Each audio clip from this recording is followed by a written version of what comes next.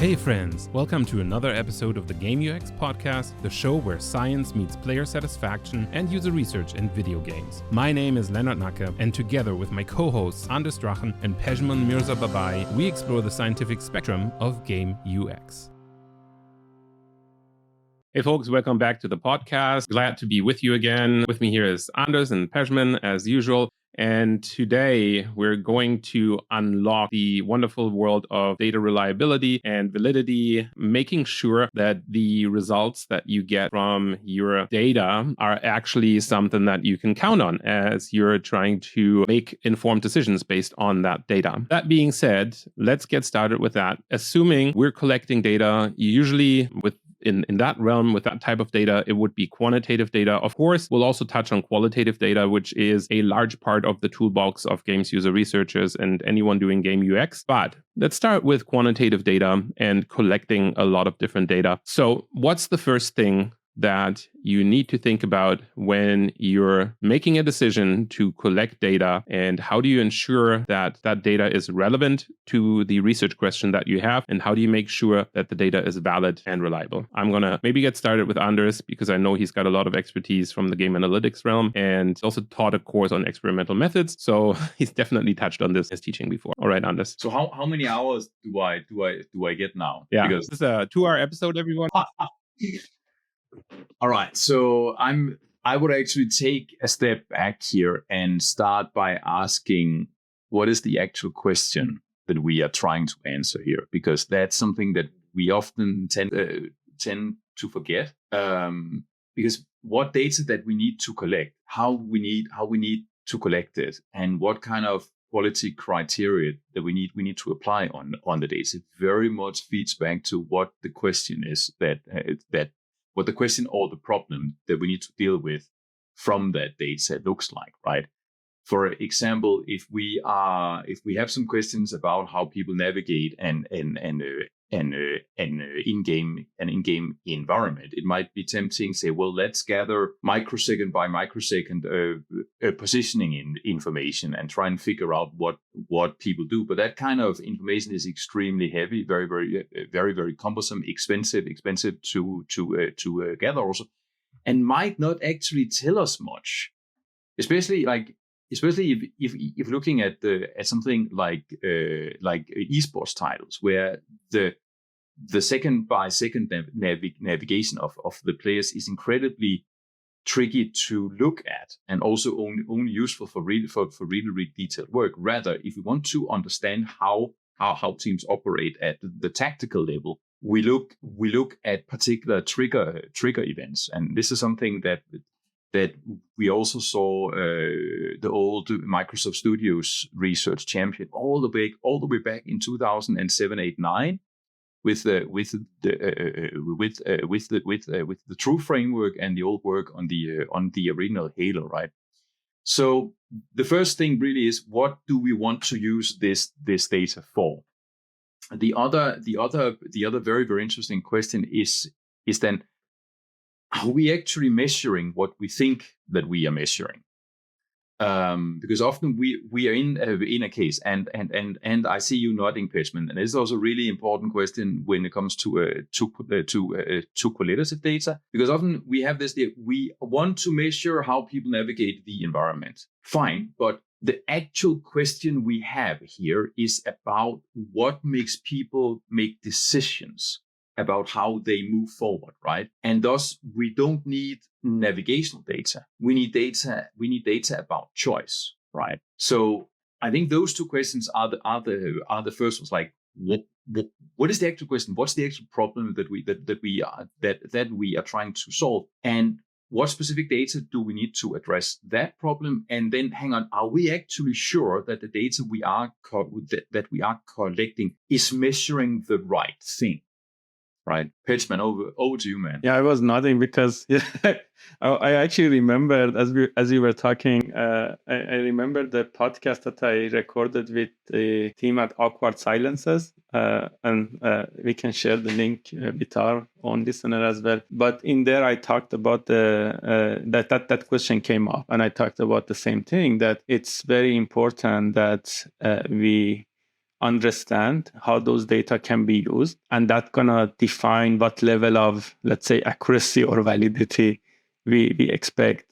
I like one example I gave is, sometimes the intention of running, let's say, some studies, like bringing some users in or showing them some prototype, maybe the intention is just for designers to come up with new ideas. So even if one user there mentions something that the designers find interesting, that's a good outcome. The designers can take that and then build on it into their design. And then again, there may be situations that we are comparing, game prototype A with prototype B, and then we want to see which one, perform better in certain condition. And that's where we cannot rely on one player saying that, hey, I like the prototype A better than prototype B. So how are we going to use that information? I think that's really, really important. The other point that I wanted to highlight is, I agree with everything you mentioned, Andres, in terms of make sure we are measuring something that's going to give us correct information for the question that we are answering. But sometimes, we need to also make sure we are not biasing our measure. I had a client many years ago. They sent me their data, and it was they basically told me that they're very happy because all the playtesters finished their game, and then they think that their game is quite good, but they just wanted my feedback on it as well. So I looked at the recording of gameplay. I don't think they did a true analysis of the recording, but all the playtesters were saying how much they are not enjoying the game, and the reason they are continuing to play is to get the compensation that was conditioned based on completion. So in that case, your completion data is biased because everyone finished the game, not because they liked it, but because the developer conditioned compensation based on completion. So that's another thing I wanted to highlight when we are talking about these issues. That it's really important to see how our test setup, our test design, and things such as compensation can impact the quality of the data that we are collecting. Yeah, I can add also one of the really gnarly problems that we have when we're dealing with telemetry data is also that because we are often in a situation where we can collect data from the whole population of players in our game. We have to somehow build attraction models. So rather than dealing with the behaviors and patterns of every single player, we need to aggregate somehow. We need to build behavioral profiles, behavioral models. We need to extract patterns. What we often tend to forget, and this ties in with are you measuring what you actually think that you're measuring, which is another way of talking about internal validity, right? Is that we have to remember that the more we abstract our data, the more we generate aggregate metrics, the more we develop fewer and fewer profiles, the more we remove ourselves from the reality of how people play the game and how they experience our game or application also, right? And this is a really insidious problem that, people are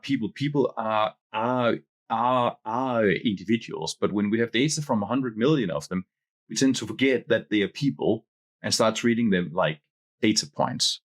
And when you remove yourself from reality, you're always losing information. Now, again, this is absolutely needed. We can't analyze the individual profiles of 100 million people, right? We have to be extremely careful thinking about what are we losing, right? As we go from 100 million in individual people to 4 profiles of behavior, what have we lost, right?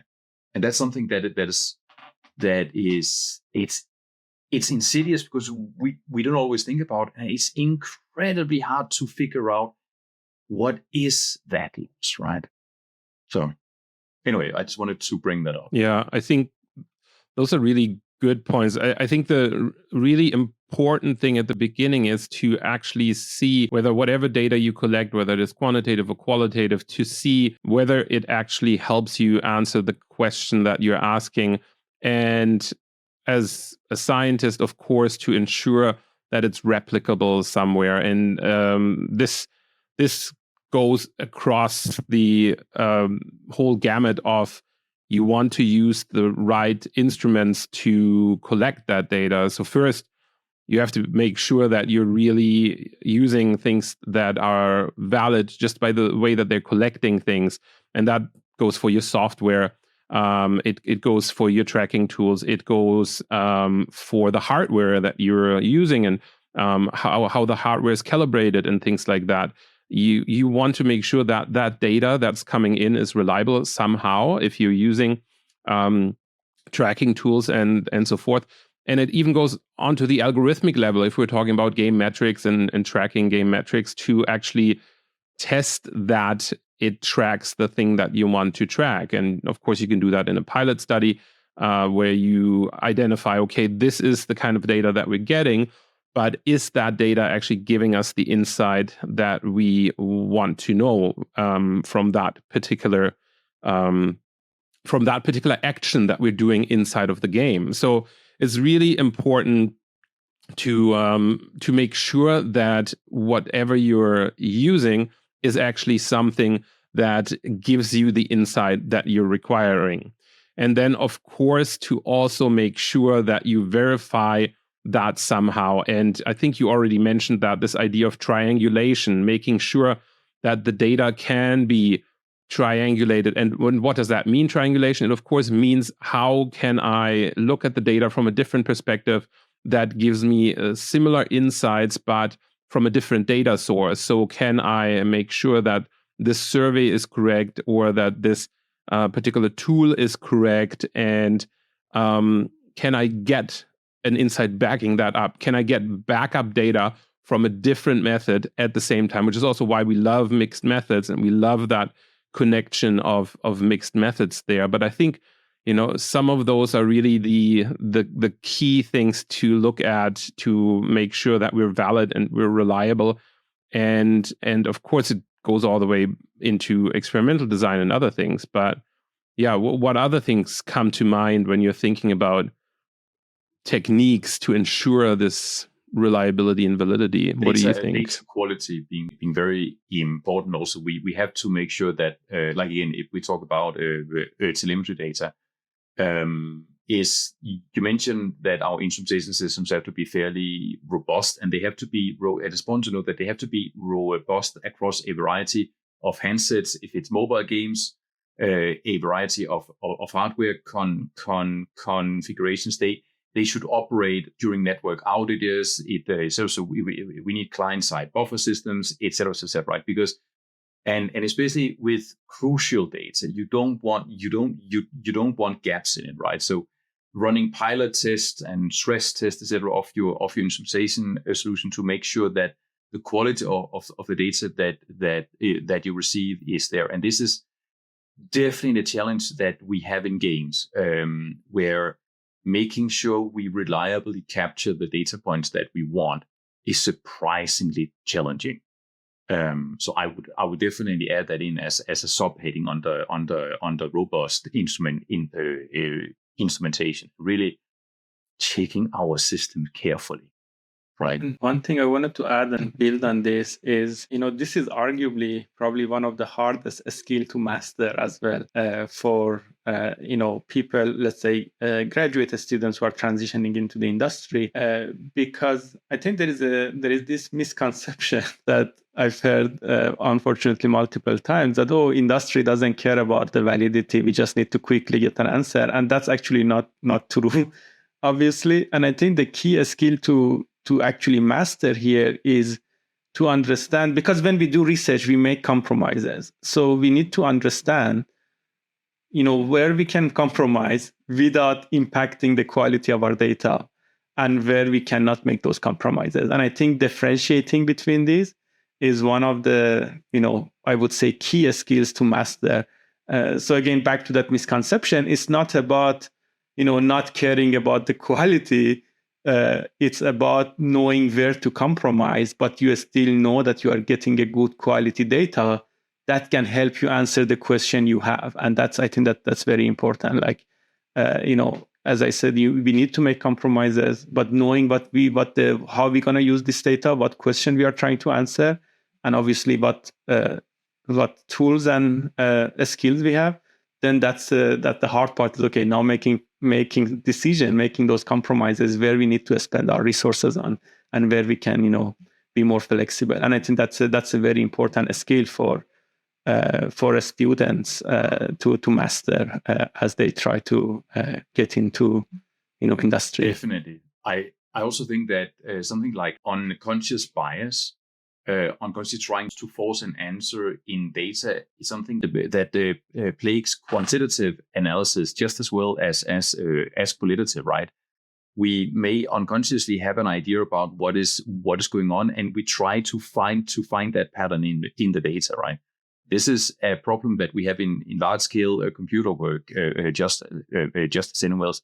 Even in machine learning, right? We can use machine learning all we want and claim that the computer is doing the work, but we set the parameters, the hyperparameters. We choose the method.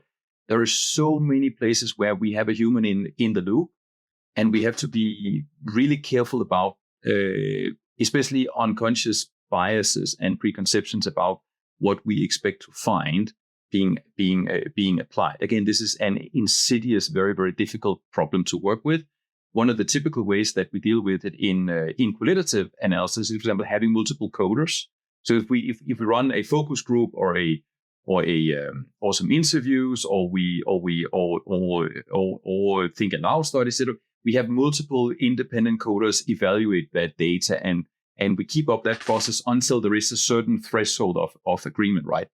In quantitative analysis, we can do the exact same thing, and it's actually really, really valuable exercise. Because again, there's this sort of conception, just because you have quantitative data, everything's fine, right? But no, it's just as problematic, right? We just have more of it. Yeah, so I think one of the important things is to be honest. It's to be honest about your initial idea, and whether you are changing the data to fit your idea, or whether you're letting the data tell its own story. And some of that might not even be malicious, and a malicious intention of the researcher. It might just be a lack of skill to know that this is the confidence that I can have in that data.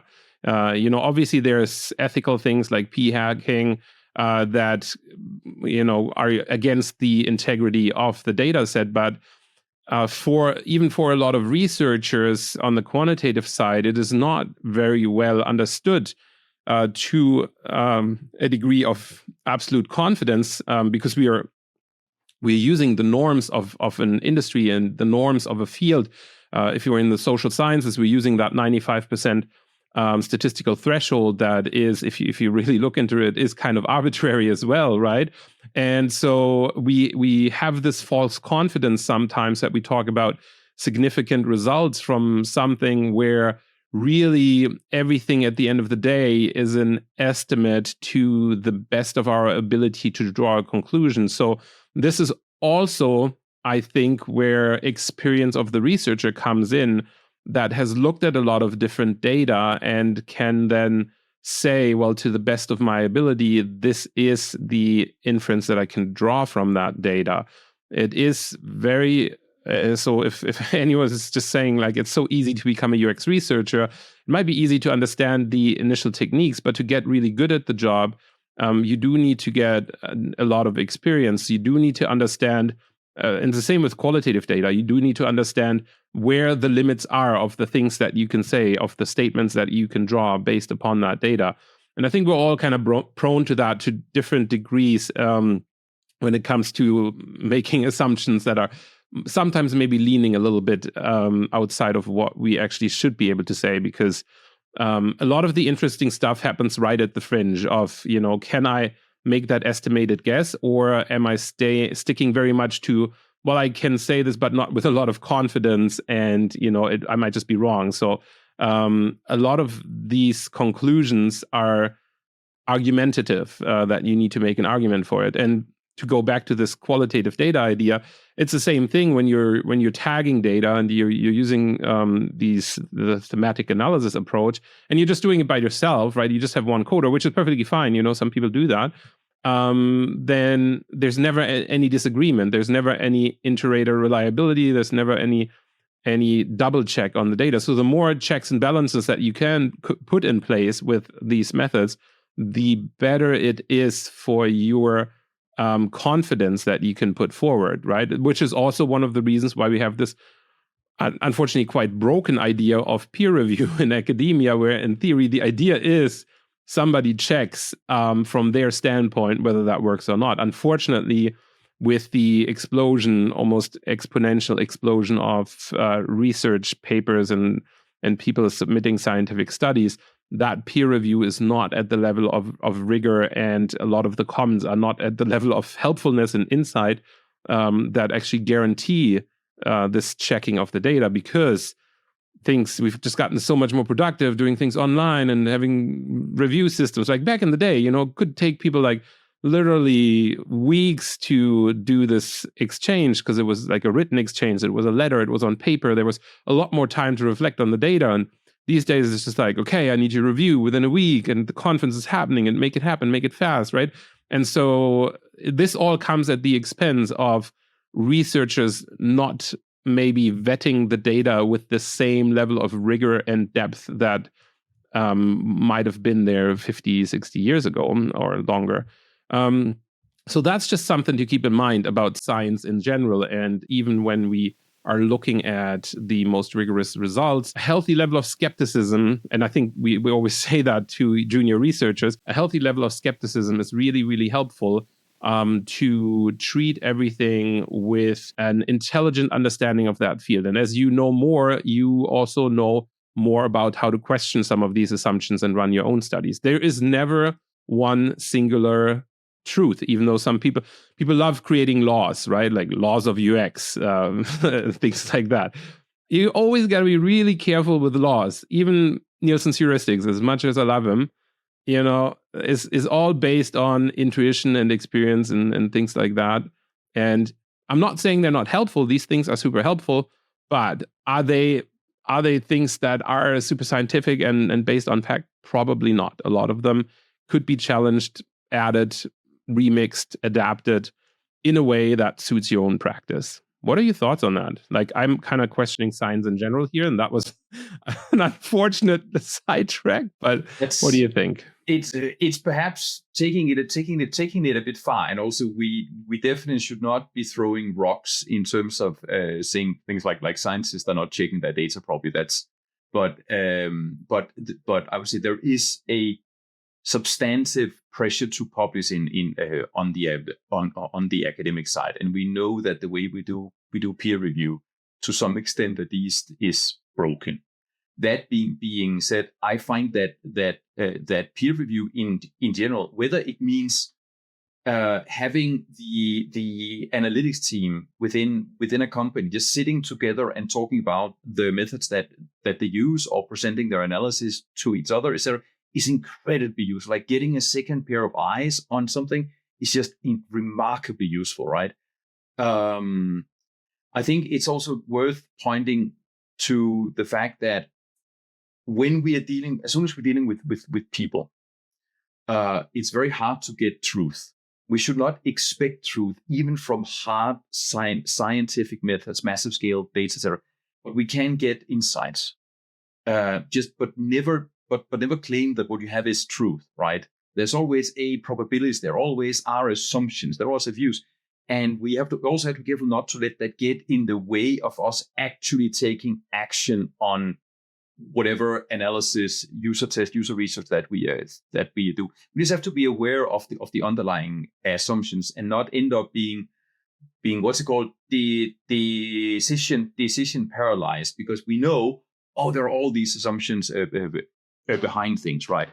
We are often in a situation where we're dealing with limited resources, and we have to do the best we can with those resources, right? Even if it means only testing a particular build with 10 people, right?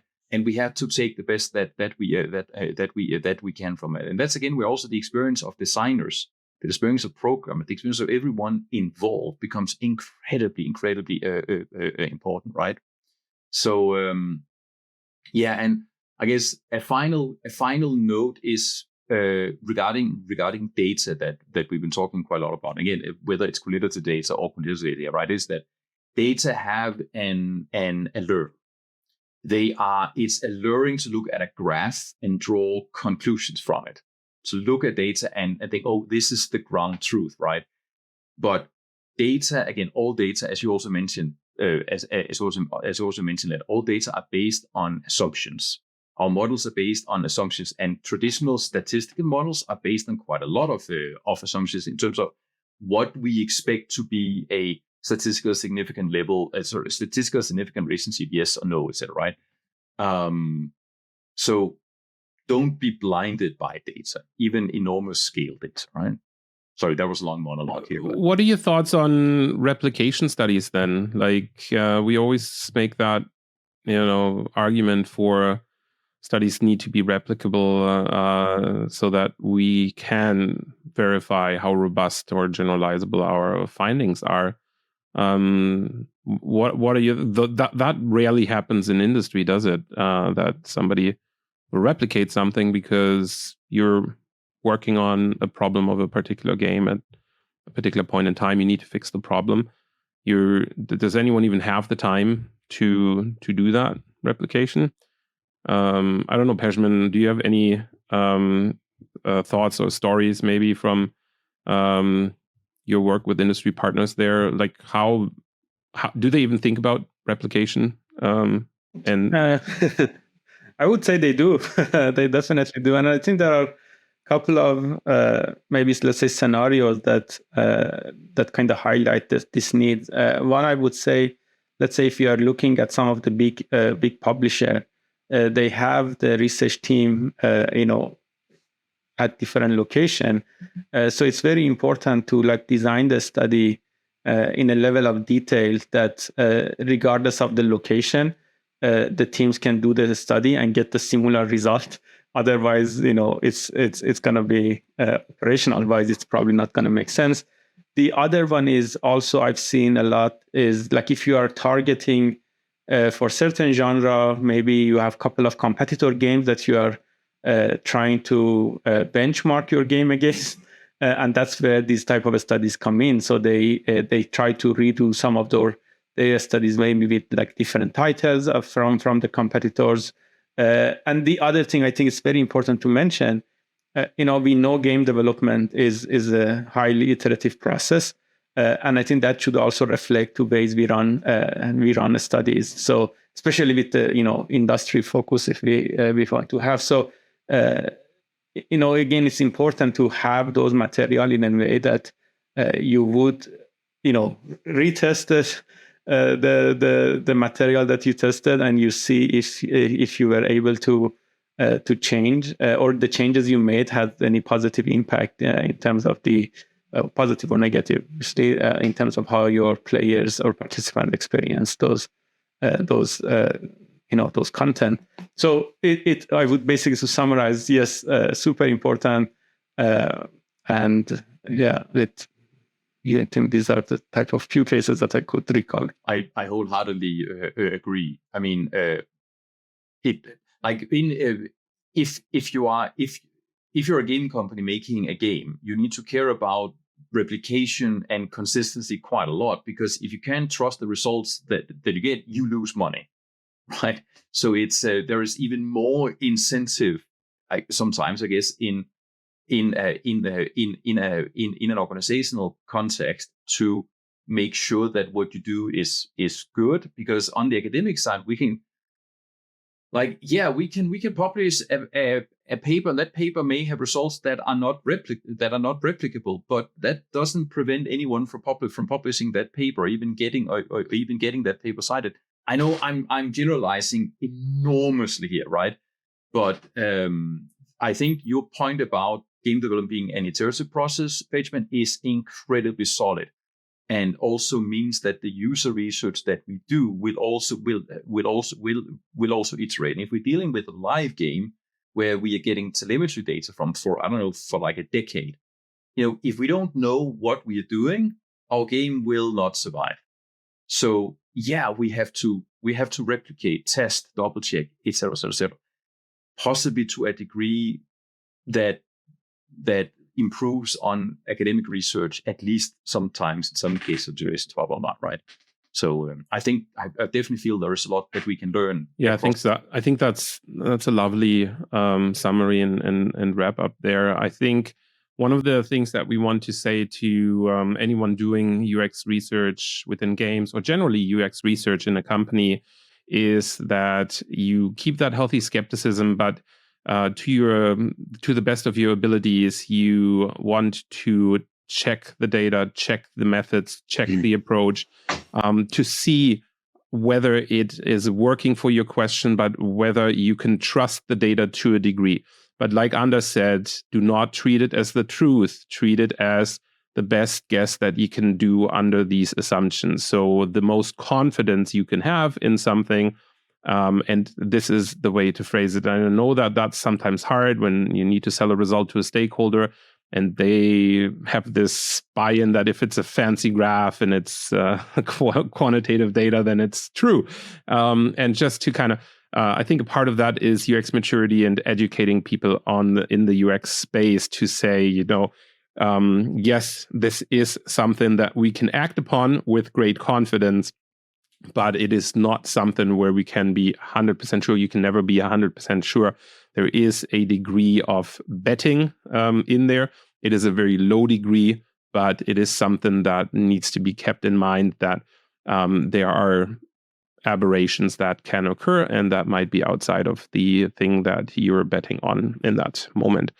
All right. This summer. Yeah. Did you want to say something? I wanted to give a quick shout out to John Hobson's book, the Secret Science of Games. John, as someone who's been in this game for a very, very long while, several of his chapters mention sort of the practical considerations that you need to apply when analyzing data, when thinking about what kinds of data to track, when and where. There's a whole lot of very, very, very, very useful content there from the perspective of a practitioner, right? So heartily recommend it. Yeah, I think that's definitely one of the nicer newer books. If you want to have a look at some of the existing books, of course, we recommend our Games User Research book. We do recommend also Anders's Game Analytics book if you're wanting to look specifically at the bit that's related to, like, how do I make sense of the data in this case. And then Pejman also wants to recommend his playbook. Although I don't know, Pejman, is there a bit in there where you're talking about data? I think this is more for if you're wanting to implement some of that as a design strategy, and then how do you act upon some of this research so that you can implement it as part of game design. We have a chapter on production and chapter on evaluation, so definitely there are some material there. Awesome. Well, thanks everyone for tuning in. This was another episode of the Game UX podcast, and we do want to thank you for listening to us. It is really helpful for the visibility of the podcast if you give it a 5-star rating on your preferred podcast platform, whether that is on Apple or Google or Spotify. Wherever you're listening to us, we do appreciate feedback and comments and ratings. That really helps us increase the visibility. And if you're on YouTube, follow us there. Check out some of our shorts from the podcast, as well as the podcast episodes. We are very happy to provide this information for you, and we are always looking for your feedback, so feel free to reach out to us on any of these platforms. We're looking forward to hearing from you. Thank you very much, and have a great week, everyone. This was another episode of the Games UX podcast. Thank you for tuning in. Check out the Games User Research book with a blue cover, published by Oxford University Press, the only research-backed book out there that provides an authoritative overview of UX research in games. Reading it will accelerate your growth as a game UX researcher so that you can achieve better results faster. Thank you to everyone leaving those 5-star ratings for the book on Amazon. Hey, even if you're not a games user researcher, our book will provide an instant opportunity for you to get an overview of the UX in games. Check out Games User Research on Amazon.com. Send us your feedback anytime to editors@gerbook.com, and see you in our next episode.